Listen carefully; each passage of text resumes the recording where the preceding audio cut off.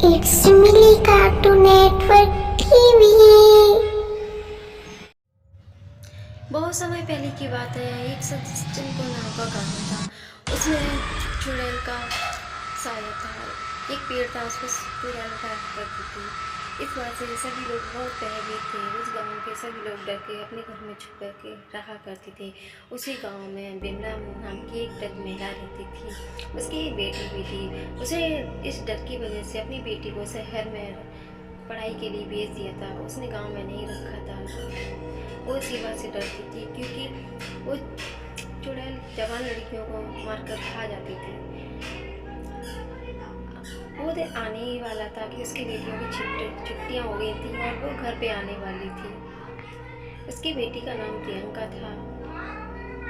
आज उसकी छुट्टियां हो गई, उसके कॉलेज बंद हो गए हैं और वो अपने गांव आ जाती है अपनी माँ से मिलने के लिए, क्योंकि बहुत दिन हो गए थे।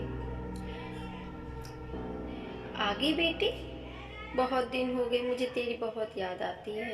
ये गांव तो अच्छा नहीं रहा, बहुत डर लगता है इस गांव में। तो तू भी मुझे अपने साथ ले जाना।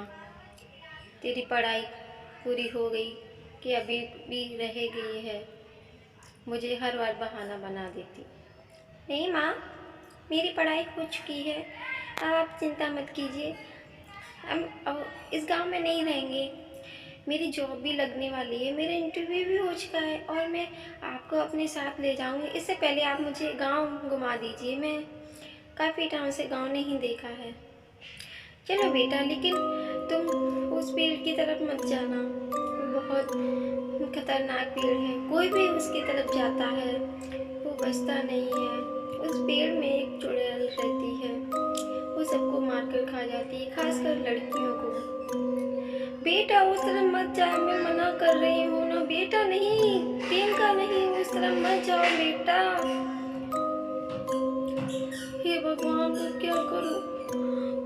ओ भगवान, बचाओ बचाओ, कौन बचाए मेरी बेटी को? ये तो चुड़ैल, पांचों पांच चुड़ैलें मेरी बेटी को खा जाएंगी। चलो प्रियंका, यहाँ से जल्दी भागते हैं। जय हनुमान ज्ञान गुण साई, जय कपीश तिन्नों को जाया राम, दूत अतुलित बंधन, मेरी माँ को छोड़ दो, मेरी माँ को छोड़ दो। गांव वालों को बचाओ, मेरी माँ को बचाओ।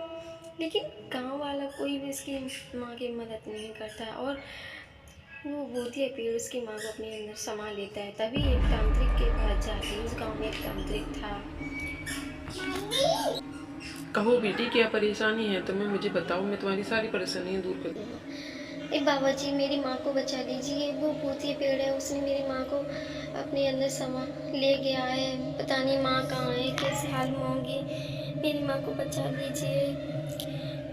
कोई बात नहीं बेटा, चलो मैं तुम्हारे साथ चलता हूँ। मैं तुम्हारी माँ को बचा लूँगा, रो मत। चलो मेरे साथ चलो। तांत्रिक और प्रियंका दोनों उसी पेड़ की तरफ चल देते हैं जहाँ भूतिया पेड़ था। उसकी माँ को उठा लिया था उस पेड़ ने और वो दोनों वहाँ पहुँच जाते हैं।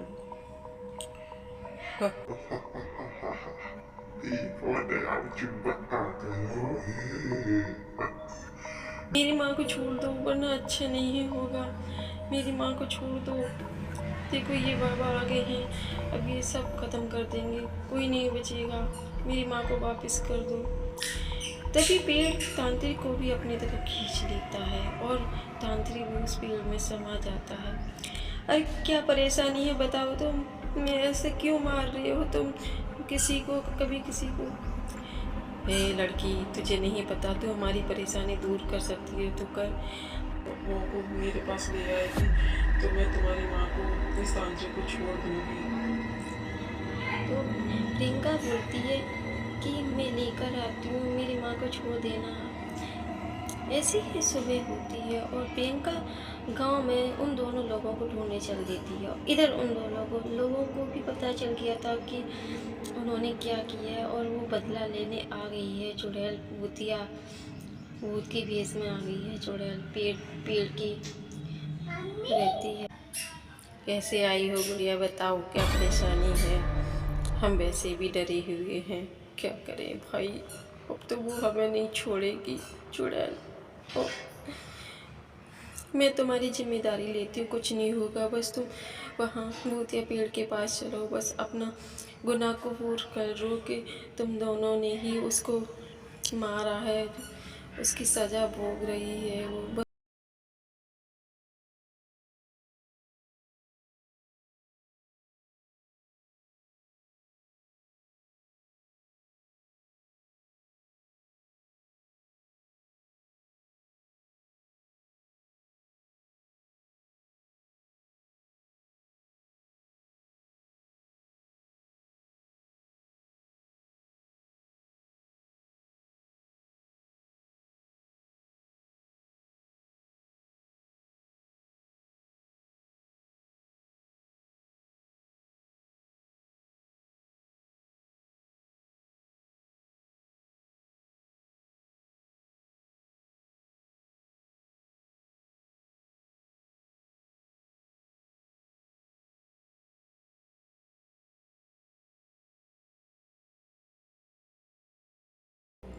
माँ, आप ठीक हो ना?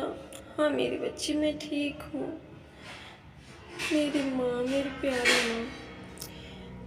इधर पुलिस को खबर मिल जाती है और इंस्पेक्टर साहब गांव में आ जाते हैं और पूरे गांव में घूमते हैं और लोगों से पूछते हैं कि आखिर क्या हुआ है गांव में, मुझे बताओ। तभी गांव वाले एक एक करके सारी घटना पुलिस को बता देते हैं कि किस तरह उन दोनों ने एक लड़की को मार दिया था जो भूतिया पेड़ बन गई थी। तो पुलिस अपनी जीप लेकर आ जाते हैं और उन दोनों को अपनी जीप में बिठा करके जेल ले जाते हैं।